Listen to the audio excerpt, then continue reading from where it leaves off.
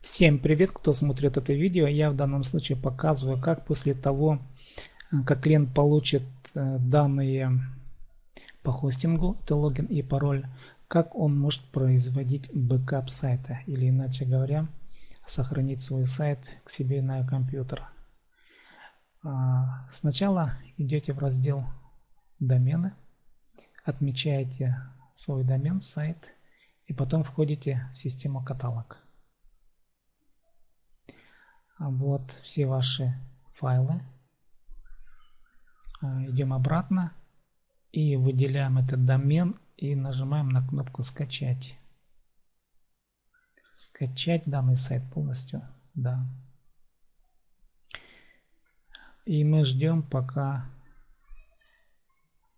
к нам, к себе на компьютер вот эти все файлы не заархивируются. Итак, вот сайт скопирован. Он находится в разделе загрузки, а потом вы размещаете его туда, куда хотите уже у себя. Потом надо будет создать бэкап базы данных, и создать архив базы данных.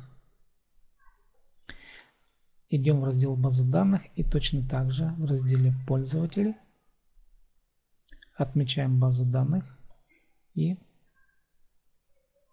жмем на кнопку скачать.